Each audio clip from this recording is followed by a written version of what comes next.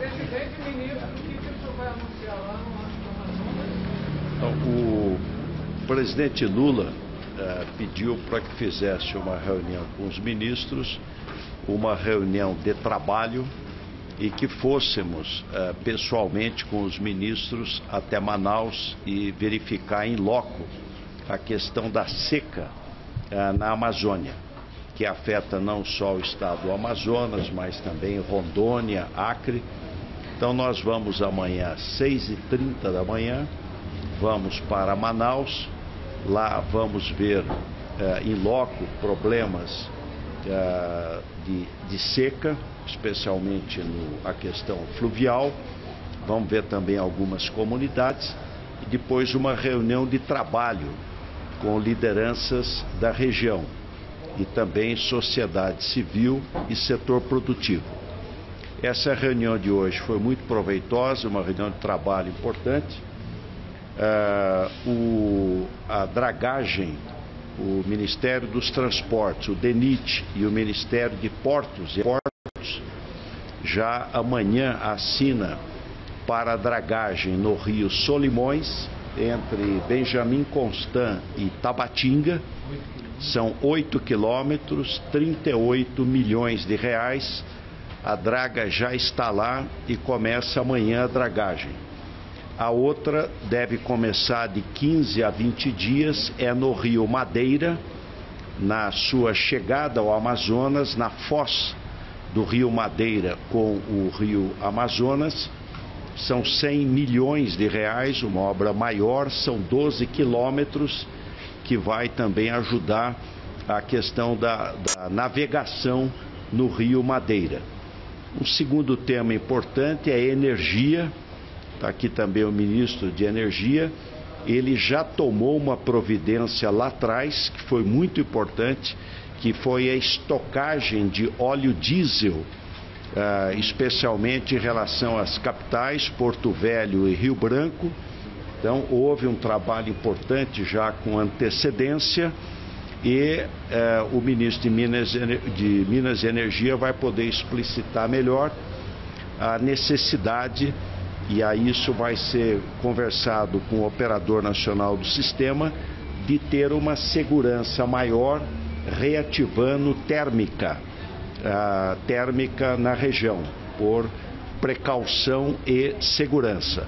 Mas, embora nós tenhamos a paralisação da usina de Santo Antônio, ela parou a operação por falta d'água, está abaixo do nível, mas não há problema neste momento. A estocagem de diesel foi significativa e para o futuro os leilões de transmissão serão muito importantes para Rondônia. Então os leilões de transmissão que deverão ser feitos em dezembro e março serão 46 bilhões de reais que vão ser investidos em transmissão. Na área de saúde, os kits medicamentos também significativos. A questão mais emergencial é água, alimento e combustível. Então os municípios estão encaminhando ao Ministério da Integração Regional os planos de trabalho e não faltarão recursos para atender a população e fazê-lo através dos municípios. Os incêndios, 191 brigadistas. No caso dos incêndios, que nós temos tido em algumas regiões e também no entorno de Manaus, estamos com 191 brigadistas trabalhando lá também na região no controle de incêndios. No caso da agricultura familiar, está se estudando a liberação do auxílio defeso e também a questão da agricultura familiar, apoio à agricultura familiar através do MDA. Agora, nós estamos indo amanhã lá para ouvir, nós vamos lá para ouvir, para dialogar quem está vivendo lá o problema, as autoridades, governador, prefeitos, parlamentares, sociedade civil organizada, setor produtivo. Então, ver o problema em loco e ajudar, ser parceiro, essa é a orientação do presidente Lula. Quanto de recurso o governo teria disponível para início de conversa? Olha, o recurso necessário. Então, o que já está liberado são as 2 dragagens, 138 milhões de reais é o previsto. Com os municípios, eles encaminham 138 milhões. 38 milhões no Rio Solimões, 100 milhões no Rio Madeira. Os recursos serão os que forem necessários. A gente pode amanhã, depois de ouvir lá as lideranças e a comunidade, a gente poder quantificar mais valores. Mas como é que deu? Calma, gente, de cada vez. A presidente da Caixa estava aqui, né? Ela vai integrar com o time. Qual vai ser o papel da Caixa? A Caixa Econômica Federal estará presente lá na reunião amanhã, lá em Manaus. Tem previsão de liberação os ministros de emergencial Bolsa Família antecipado? Tem Bolsa Família e BPC nos municípios que decretarem emergência, poderá ser antecipado, mas é sempre bom destacar que é uma antecipação, quer dizer, não é um recurso a mais, é uma antecipação, mas isso é possível de fazer juridicamente, antecipação do BPC e do Bolsa Família. O governo será parceiro, é uma situação grave, que há uma previsão que a gente espere que mude, mas de que outubro seja ainda um mês seco. É o Ninho, muita chuva no sul e seca no norte, são essas mudanças climáticas cada vez mais agudas, e trabalhar para atender a população e prevenir. Então, aí vem as obras na área, por exemplo, de energia, da transmissão de energia, para você ter um sistema mais integrado e com menor vulnerabilidade. Mas os ministros estão aqui, eles podem tirar as dúvidas aí de vocês. Alguém poderia responder, por exemplo, se essa seca atinge também a área dos Yanomami, que já vinham sofrendo com subnutrição, enfermidades, A ministra Soniana Guajajara está fazendo um levantamento específico sobre como os povos indígenas estão sendo atingidos, porque nem sempre os prefeitos conseguem ter esse levantamento, e está encaminhando de forma mais particularizada para o Ministério do Desenvolvimento Social, até porque em alguns casos as cestas básicas elas têm que ter um diferencial. O importante é que o Ministério da Defesa está acionado para dar o suporte logístico, para levar o suprimento, porque a maioria dos municípios, eles têm como sistema de transporte o uso de barcos. Uma outra coisa importante é que eu e o ministro André de Paula, considerando que a base da proteína que o povo das comunidades utilizam é o peixe, e nos municípios nós já estamos também trabalhando para o seguro-defeso e avaliando que possa haver uma indenização para o período em que eles foram prejudicados e que ainda não estavam recebendo o seguro-defeso. Ministro, a gente viu imagens de animais mortos, já deu para ter uma ideia do impacto ambiental dessa seca extrema? O impacto ambiental é algo tremendo, assustador. O IBAMA, o ICMBio, instituições de pesquisa estão trabalhando na região. Estamos fazendo agora uma ação emergencial em relação aos botos e tucuxis, que estão sendo ferozmente atingidos, não só pela mortandade em função da estiagem, mas também porque alguns rios eles ficam com uma quantidade de água muito baixa e estão sendo feridos pela embarcação que continua ainda passando em alguns trechos. Nós temos a atuação dos técnicos do IBAMA, do ICMBio, dos órgãos estaduais, mas também uma grande participação de voluntários, inclusive pessoas da área de veterinária e outras especializações que lidam com essas situações de emergência. Tem o número de municípios atingidos? Olha, os municípios mais atingidos que nós temos, o município de Humaitá, por exemplo, né, mas o levantamento ainda está sendo feito. Ministra, a senhora pode explicar um pouquinho mais como que vai ser essa ação de combate aos incêndios florestais, já disseram que lá em Manaus é um dos piores da história. Como é que a senhora vê essa situação? Nós temos duas frentes de incêndio. Uma delas é o incêndio por desmatamento, que é mais na região ali do sul do Amazonas. A outra é no entorno da cidade, enfim, de Manaus. E aí são incêndios urbanos, queima de quintal, limpeza de quintal, e isso cria uma situação insustentável para a população, com prejuízo muito grande, principalmente para crianças e idosos. A atribuição dos incêndios nas áreas de desmatamento mais remoto, o IBAMA está trabalhando, ainda que tivéssemos uma redução de 50% dos focos de queimada, de 48% do desmatamento, mas nós estamos trabalhando com muito afinco, reforçamos todos os nossos brigadistas, o trabalho do Preve Fogo, e mandamos um reforço de 191 brigadistas para atuarem de forma emergencial em vários municípios e particularmente no caso da cidade, para junto com o Corpo de Bombeiro e as brigadas do Estado poderem fazer esse reforço. Ministro de Minas e Energia, o presidente falou que tem diesel estocado suficiente, isso para abastecer Roraima, há risco de apagão, de queda de energia, enfim? Dia 8/6, houve o primeiro comunicado da Agência Nacional de Águas sobre esse fenômeno do El Niño, e já demonstrando elementos cabais de que nós deveríamos nos prevenir na questão da segurança energética. No primeiro comitê, após esse comunicado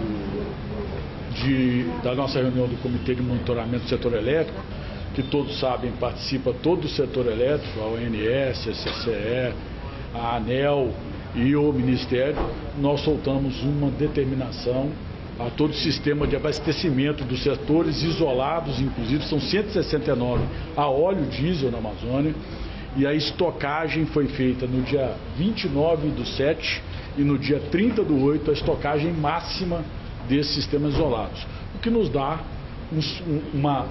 um certo conforto, pelo menos pelos próximos 30 dias, que esses sistemas isolados estarão com suprimento garantido ao povo brasileiro. Todos sabem que nós estamos implementando, como disse o presidente Alckmin, uma robustez do sistema elétrico nacional. Nós já contratamos 16 bilhões de reais de linha de transmissão.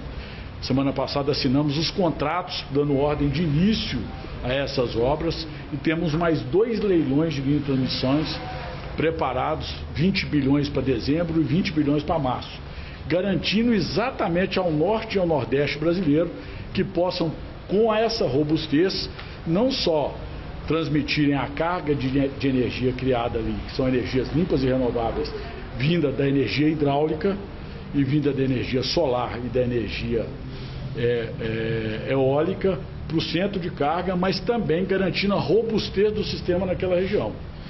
Isso é fundamental porque o exemplo nítido da necessidade do planejamento, que foi esquecido, é fato, pelo governo anterior, é de que agora nós temos Santo Antônio, no Rio Madeira, gerando zero. Santo Antônio, em consequência do fenômeno e da estiagem, está gerando zero de energia ali, colocando em risco o suprimento pela falta de robustez do sistema, principalmente de duas capitais, que é Rondônia e Rio Branco. Eu já convoquei amanhã, voltando Boa Vista e Rio Branco. Voltando da viagem com o presidente Alckmin, com o ministro Valdez, com o ministro Silvio, eu já convoquei uma reunião do Comitê de Monitoramento do Setor Elétrico para que a gente assegure de não trabalhar em N, ou seja, não trabalhar sem redundância, sempre com redundância, que é o que dita a norma do setor elétrico, para que nós tenhamos segurança energética no norte. Você falou 169 sistemas à base de diesel na Amazônia, são 169 cidades, municípios, localidades? Distritos, Amazônia, só na Amazônia, só na região da Amazônia. Só na região da Amazônia. São sistemas isolados que nós sabemos que não, a maioria deles, ou poucos deles, é viável economicamente pela densidade demográfica a gente levar linhas de transmissão.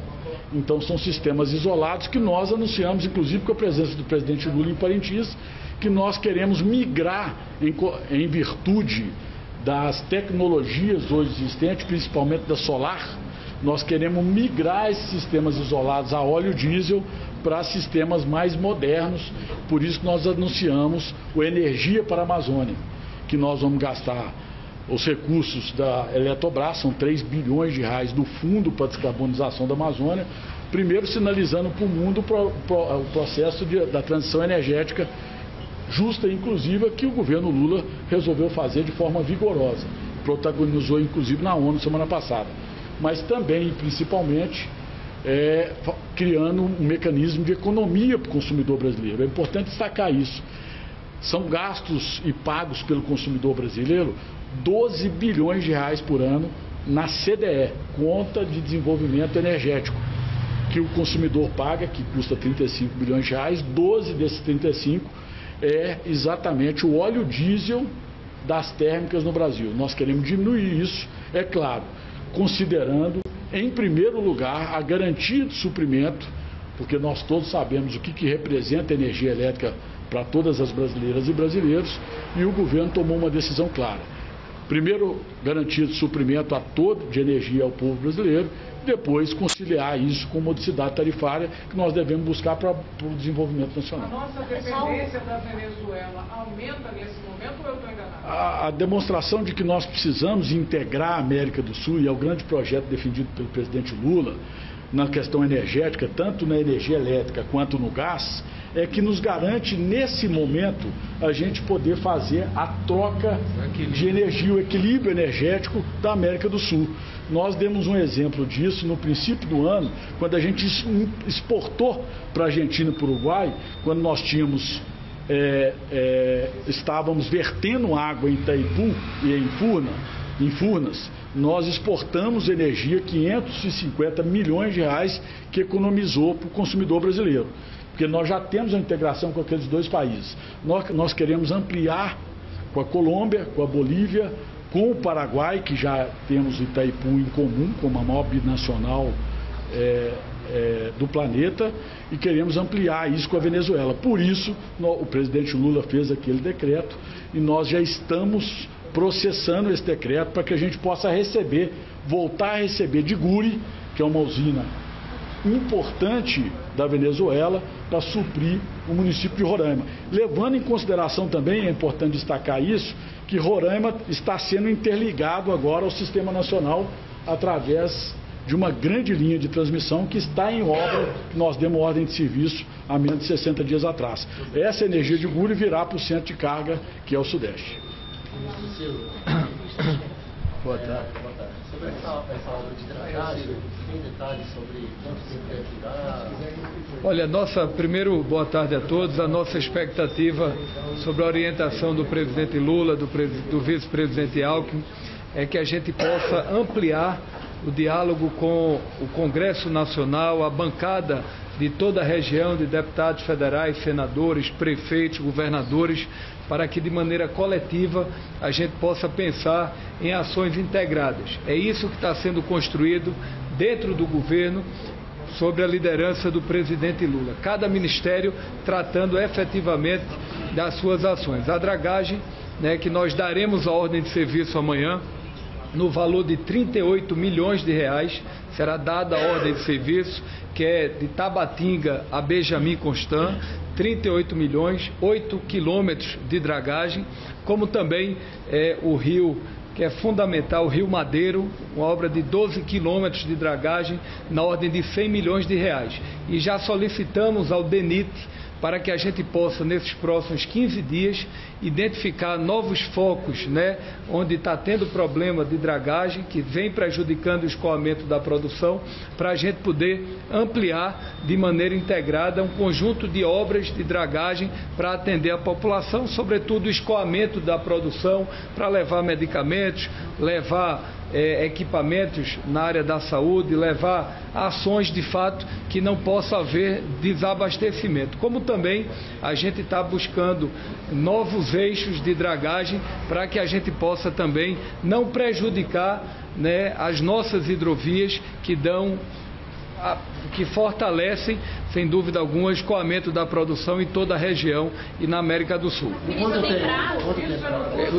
Curto prazo. Para um momento. Isso. Nós estamos trabalhando em torno de 30 dias a primeira dragagem e em 45 dias esses 100 milhões de reais a segunda dragagem.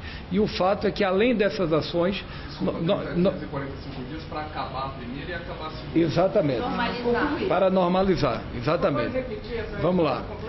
Primeiro, em relação à primeira obra objetiva, que é a ordem de serviço da dragagem de 38 milhões de reais, será dada amanhã. Serão 30 dias, né, de obras de dragagem para a primeira etapa, que é de Tabatinga, Benjamin, Constant. E no Rio Madeiro, em 15 dias a ordem de serviço está sendo dada e vai demorar em torno de 45 dias essa obra. E além disso, outras ações integradas de dragagem estão sendo formuladas. Para o curto prazo, não existe. Então, né, porque como nós temos o problema da dragagem, é um problema que tem que ser atacado de maneira emergencial, e as dragas demoram em torno de 8 a 10 dias para chegar, então todas essas ações demoram em torno de 30 a 45, 60 dias. Além disso, como a gente está tendo o El Niño, e nesses próximos 3 anos a tendência é que seja de seca naquela região, a gente já está desenhando dentro do próprio governo, ao lado do nosso ministro Valdez Góes, e de maneira integrada, para os próximos 3 anos, já um plano de ação de investimentos em dragagens e nas nossas hidrovias. Obrigada. Ministro Valdez, são quantos municípios em situação de emergência na região? 55 hoje já no estado do Amazonas, e 3 que já reuniram hoje conosco, que devem também decretar a situação de emergência. É bom esclarecer o seguinte: nós estamos, o governo federal, assessorando todos os 58 municípios para preparar os seus planos de ajuda humanitária. E no decorrer dessa semana, recepcionando esses planos, apoiarmos os 58 municípios com alimentação, água e combustível. Basicamente, é o foco prioritário esses produtos, uma vez que o Ministério da Saúde vai entrar com a parte do apoio no que diz respeito aos kits de medicamentos. É importante também dizer que está indo amanhã com a gente na comitiva o ministro Múcio e uma delegação do Ministério da Defesa, porque além dos produtos que o governo federal vai estar providenciando nos planos de trabalho, existe também já todo um trabalho do Ministério junto com o governo do estado e as prefeituras. E o maior desafio lá é chegar com esses produtos nos municípios. Nós estamos falando de 61 municípios do estado do Amazonas, 58 em situação de emergência. Então nós vamos amanhã na reunião de trabalho com o governo do estado do Amazonas, com as prefeituras, com a Defesa Civil Estadual e Federal, discutir toda a empregabilidade das Forças Armadas naquilo que for necessário para chegar com esses produtos e assistência às comunidades atingidas pela estiagem no estado do Amazonas. Tem dinheiro, ministro, para atender o Amazonas? É com você. Tem. Ok? Olha, tem o tamanho da população atingida, porque se eu falo em número de municípios, a gente não tem dimensão de quantas pessoas estão... Olha, a previsão inicial, quando há uma semana, 40 dias atrás, há uma semana, nós estávamos com a previsão já atingidos de 100 mil pessoas. O que nós projetamos e está se confirmando é atingir em torno de 500 mil pessoas. Então hoje, com 58 municípios já em situação de emergência, então basicamente está, inclusive a capital, o município de Manaus. Então nós devemos ter que assistir realmente em torno de 500 mil pessoas. Reservas indígenas são municípios fora? O município, quando é decretado situação de emergência, as comunidades indígenas que são inerentes àquele município já estão envolvidas. O levantamento sobre as necessidades da reserva indígena é aquilo que a ministra Marina falou aqui, que o Ministério dos Povos Indígenas está fazendo toda essa apuração para apresentar à Defesa Civil os demais órgãos. Ok? Obrigada.